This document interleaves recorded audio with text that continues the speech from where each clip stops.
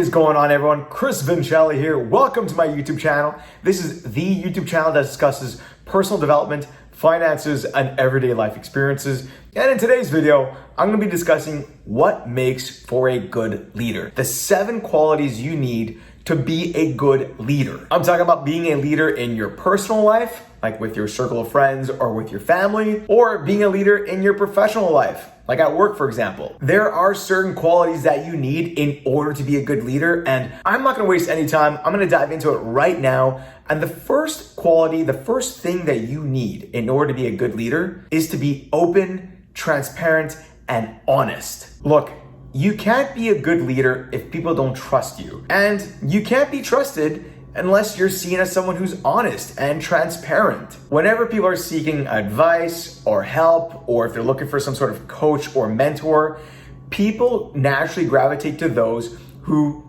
tell them what they need to hear. Not necessarily what they want to hear, but what they need to hear in order to improve their lives, either at work or at home. So if you're seen as someone who's honest and trustworthy, well, naturally, people are gonna start looking at you in a favorable light. They'll be coming to you as someone that they can seek feedback from and help from as well. Gaining the trust and respect of the people around you is one of the main tenets of being a good leader. So being open, honest, and transparent is paramount to becoming a good leader. Another quality that you need to have in order to be a good leader is to be encouraging. You want to lift people up instead of bringing people down. You want to be encouraging in your personal and in your professional life as well. So when it comes to your family or friends who come to you with personal issues, you want to be able to encourage them to pursue their dreams, their aspirations, encourage them to live a better life. And then when it comes to work, well, it's kind of the same thing. You want to push and encourage people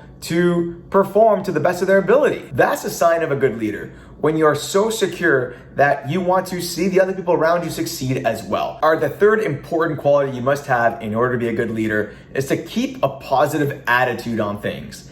People are going to be looking up to you during good times and bad. And when times are tough, people are going to be seeking some sort of assurance that everything will be better at the end of the day, that things will improve. And a good leader will do exactly that. During good times and bad, they're going to keep a positive attitude on things. They're going to believe that there's no obstacle that can't be overcome. And they're going to make sure that the people around them also feel the same way. During tough times, a good leader doesn't project helplessness. No, they believe that there's going to be a resolution to whatever problems they face. And it's only a positive attitude that can get that message across, that can get that hopeful, uplifting message across during good times and bad. On the flip side, when times are good, people aren't seeking negativity. They want to feel that optimism that got them to that good place to begin with. So yes, during good times and bad, good leaders have a positive attitude on things. They believe that no matter what issue they're facing, they'll be able to overcome it. All right, so I got a few more points to go here, but before I get into the next point, I want to let you guys know that whether you've seen my content before or if this is the first time you're viewing one of my videos,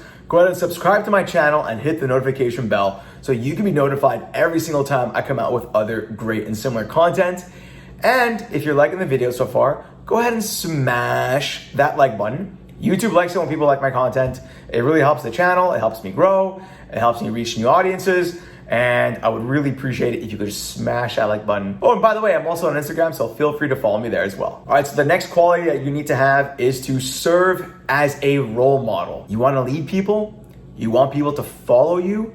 Well, be a person worth following. Do things that are worth mimicking and worth emulating. If you're at work and you want people to follow in your footsteps, if you want to lead people towards success on your team, at work, you want to make sure that you can be that role model, that people can look up to you and follow what you do. You want to make the world a better place? You want to lead people in the right direction? Well, it's hard to lead people in the right direction if you're not going in that direction anyway. So be that role model, be that person that people can look up to and can follow, and do things that you want the people around you to start doing as well. People are not going to follow someone if there's incongruency in what they say versus what they do. So lead by example, be that role model, do what you say, and you'll see that people will follow. All right, the fifth thing that you need to do is to listen. Listen to the people around you and listen to them when they come to you with questions, when they seek advice or help,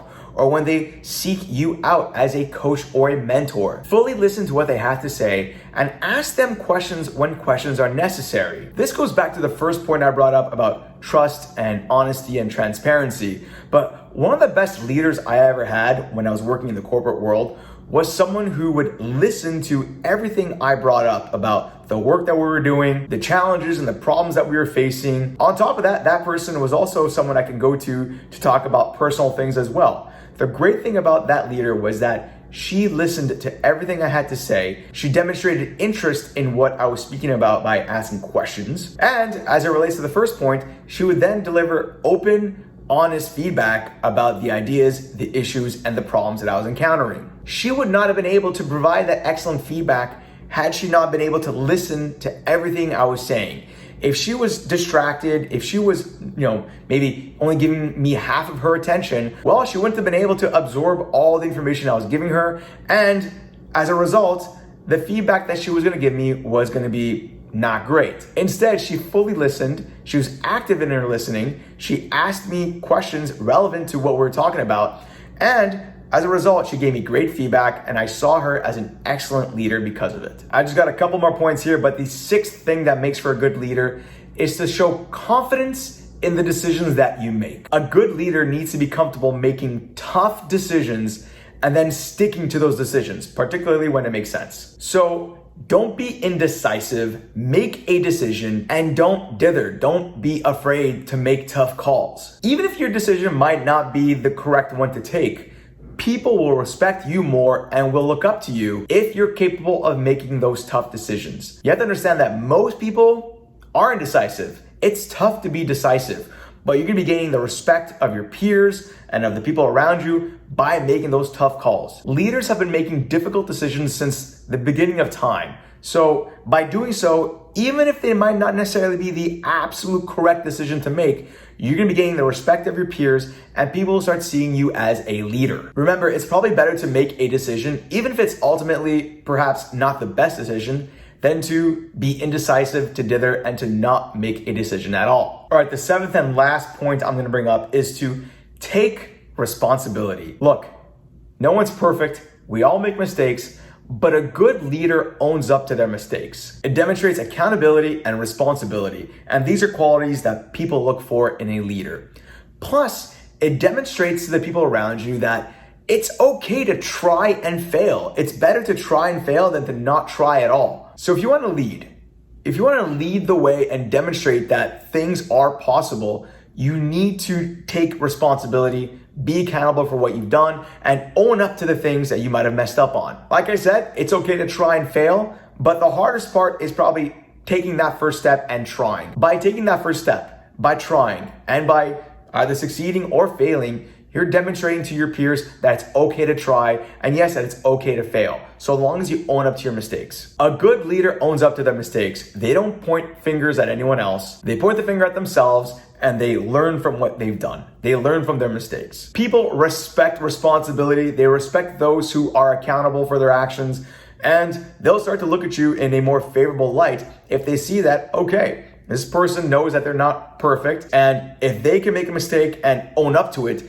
then it's okay for the rest of us to do the same. You're encouraging people to try, and you're demonstrating that it's okay to try and fail. It's better to try and fail than to not try at all. By creating an environment where you're demonstrating it's okay to make a mistake, you're gonna be creating a more creative and more productive work environment. And you're also gonna be gaining the respect of your peers, particularly when you own up to the mistakes that you make yourself. So yes, own up to the mistakes that you make, take responsibility, but demonstrate also that it's okay to try and fail, because eventually you will succeed. What have I missed? Did I mention everything? Are there additional qualities that good leaders need to have? Let me know in the comment section below. I'd love to hear from you. For those who are leading teams, who are looked upon as a leader, either at work or amongst their circle of friends or in their family, let me know what you think of the points I brought up in today's video. Drop your comments and your thoughts in the comments section below. And like I mentioned earlier, whether you've seen my content before or if this is the first time viewing one of my videos, go ahead and subscribe to my channel and hit the notification bell so you can be notified every single time I come out with other great and similar content.